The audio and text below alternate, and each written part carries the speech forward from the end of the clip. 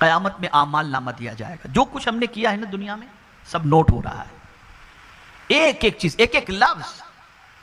کرامن کاتبین، اللہ نے لکھنے والے فرشتے مقرر کیے ہیں، وہ نوٹ کرتے ہیں. ہمارا رجسٹر تیار ہو رہا ہے. قیامت میں ہمارا اعمال نامہ ہمارے حوالے کیا جائے گا.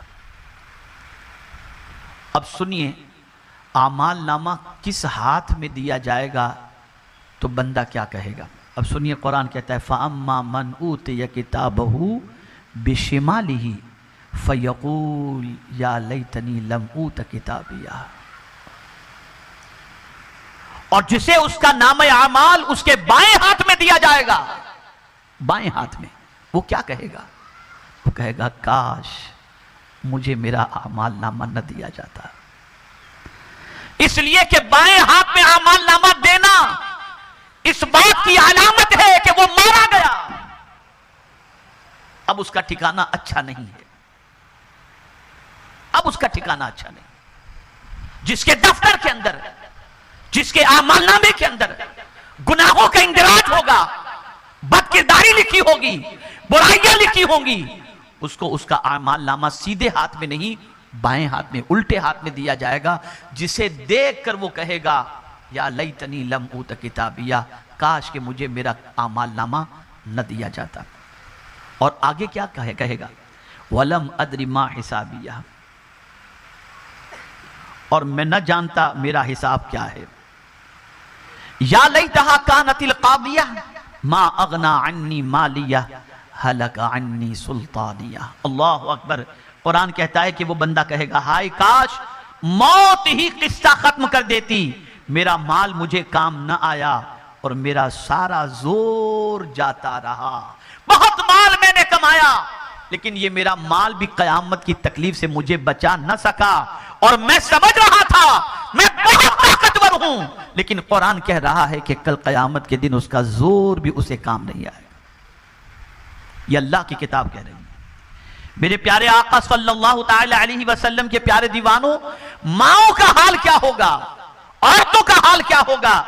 تو قرآن کہتا ہے یوم تذہل کل مرضعۃ عما ارضعت، جس دن ہر دودھ پلاتی ماں اپنے بچے سے غافل ہوگی.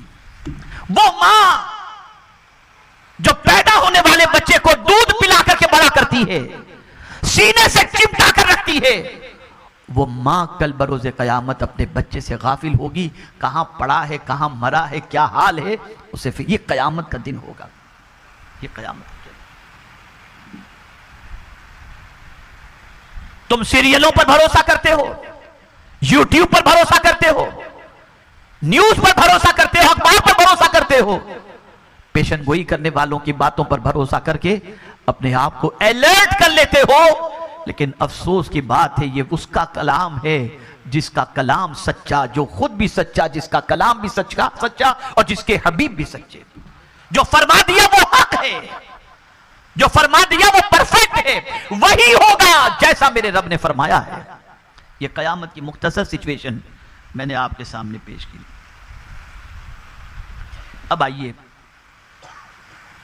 اب اس قیامت کے دن جب ایسی سچویشن ہوگی، ماں اپنے بچے سے غافل ہوگی، بھائی بھائی سے بھاگ رہا ہوگا، کوئی کسی کا پرسان حال نہ ہوگا، اور انسان قیامت کے دن کہے گا میں بھاگ کر کے کہاں جاؤں، کوئی جگہ بھی پناہ کی نہیں ہوگی. اس زمانے کے اندر، اس قیامت کے دن کیا چیز کام آئے گی؟ اس قیامت کے دن جہاں کوئی کسی کا پرسان حال نہ ہوگا، کون سی چیز ہے جو قیامت کے دن بندے کی دستگیری کرے گی؟ تو رحمت عالم صلی اللہ علیہ وسلم نے ارشاد فرمایا وہ گھبرانے والا دن جو بڑا گھبراہٹ کا دن ہے، اس گھبراہٹ کے دن کے اندر 3 ایسے لوگ ہوں گے جو اس دن امن کے ساتھ ہوں گے. انہیں کوئی گھبراہٹ نہیں ہوگی، انہیں کوئی گھبراہٹ نہیں ہوگی. 3 ایسے اشخاص ہوں گے جنہیں سب سے بڑی گھبراہٹ خوف زدہ نہ کرے گی اور نہ وہ حساب کی گرفت میں ہوں گے. یہ 3 اشخاص ہوں گے جو نہ حساب کی گرفت میں ہوں گے، نہ قیامت کے دن یہ گھبراہٹ والے دن سے گھبراتے ہوئے نظر آئیں گے. بس سن لیجئے وہ 3 کون ہیں. اور یہ کس نے کہا؟ مدینے کے تاجدار نے فرمایا. رسول رحمت صلی اللہ علیہ وسلم نے فرمایا جن کی ایک نگاہ فرش پر تو دوسری نگاہ عرش پر ہوا کرتی، جو لوح محفوظ پر لکھی ہوئی تقدیر کو پڑھ لیا کرتے. یہ رسول اعظم صلی اللہ علیہ وسلم کا فرمان ہے۔ وہ 3 اشخاص کون سے ہیں اسے سماعت فرمائیں۔ وہ لوگ تمام مخلوقات کے حساب سے فارغ ہونے تک، یعنی پوری مخلوق کا حساب ہو رہا ہوگا تو ساری مخلوق کا جب حساب چل رہا ہوگا تو وہ کہاں ہوں گے؟ سبحان اللہ، وہ کہاں ہوں گے؟ تو حضور فرماتے ہیں مشک کے ایک اونچے ٹیلے پر ہوں گے، مشک کے ایک اونچے ٹیلے پر ہوں گے۔ ایک وہ شخص جس نے اللہ کی خوشنودی حاصل کرنے کے لیے قرآن پڑھا، جس نے اللہ کی خوشنودی حاصل کرنے کے لیے قرآن پڑھا، تو یہ قرآن پڑھنے والا بندہ قیامت میں جب سب گھبرا رہے ہوں گے تو یہ مشک کے اونچے ٹیلے پر بیٹھا ہوگا۔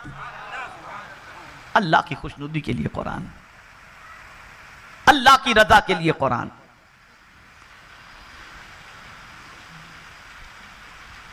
اور اس سے لوگوں کی امامت اس طرح کی کہ وہ اس سے خوش رہے، یعنی یہ قرآن جو پڑھتا تھا اللہ کی خوشنودی کے لیے، ساتھ میں وہ امامت بھی کرتا تھا، یعنی ایسا ہے کہ امامت کرنے والا بھی ہے، خوشنودی کے لیے اللہ کا قرآن بھی پڑھتا، اللہ کی کتاب بھی پڑھتا، اور سمجھ لیجئے کہ اگر وہ امام بھی ہے تو امام ایسا ہے کہ مقتدی اس سے خوش ہیں، ایسا امام کہ مقتدی اس سے خوش ہیں۔ تو وہ مشک کے ٹیلے پر اس وقت تک جب تک کہ ساری مخلوق کا حساب نہ ہوگا اور ساری مخلوق گھبراہٹ کے اندر ہوگی، وہ مشک کے ٹیلے پر کھڑے ہو کر خوشبو کے مزے لوٹ رہا ہوگا۔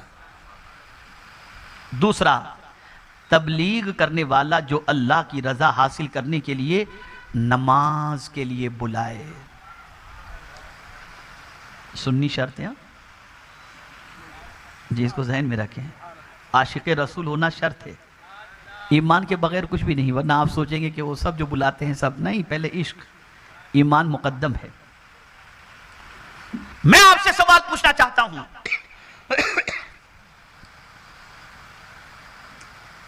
کسی کو نماز کے لیے آپ نے بلایا ہے؟ ارے میاں، حال تو یہ ہے کہ اپنے بچوں کو بھی نماز کے لیے آپ تو نہیں بلاتے، دوسروں کو تو چھوڑیے۔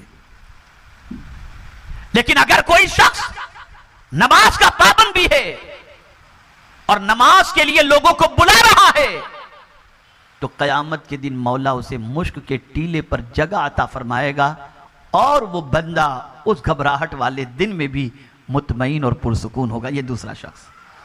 اور تیسرا شخص، جس نے اپنے اور اپنے رب کے درمیان اور اپنے غلاموں کے درمیان عمدہ معاملہ کیا۔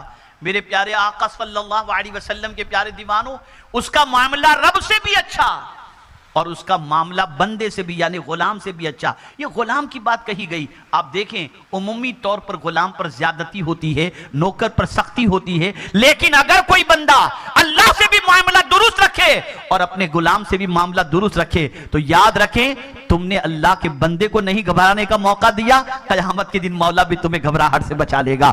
اے رسول اعظم صلی اللہ علیہ وسلم کے دیوانوں، اب میں آپ سے ایک سوال پوچھنا چاہتا ہوں، آپ ہر قسم کی تکلیف سے نجات کا انتظام کرتے ہیں، ہر قسم کی گھبراہٹ سے بچنے کا انتظام کرتے ہیں، کیا قیامت کی گھبراہٹ سے بچنے کے لیے قرآن کی تلاوت کا اہتمام کیا؟ کیا قیامت کی تکلیف سے بچنے کے لیے اللہ کی طرف اور نماز کی طرف لوگوں کو بلانے کی کوشش کی؟ کیا قیامت کی تکلیف سے بچنے کے لیے اللہ اور بندوں سے معاملہ اپنا درست رکھا؟ اگر نہیں رکھا تو سن لو رسول گرامی وقار صلی اللہ علیہ وسلم کے اس فرمان پر عمل کرتے ہوئے کہ جب قیامت کے دن سب کے دل باہر نکل رہے ہوں گے، گھبراہٹ کے شکار ہوں گے، تو اللہ کی خوشنودی کے لیے جس نے قرآن پڑھا ہوگا وہ مشک کے ٹیلے پر ہوگا۔ اے رسول رحمت صلی اللہ تعالی علیہ وسلم کے دیوانوں، اب آپ کی سمجھ میں بات آ گئی ہوگی کہ ہم کیوں اسکول اسلامی قائم کرتے ہیں، ہم کیوں دارالعلوم قائم کرتے ہیں۔ ہم اسی لیے قائم کرتے ہیں تاکہ یہاں سے نکلنے والا بچہ قرآن کی تلاوت کا عادی بن کے خود بھی قیامت کی تکلیف سے بچے اور معاشرے کو بھی قیامت کی تکلیف سے بچانے کی کوشش کرے۔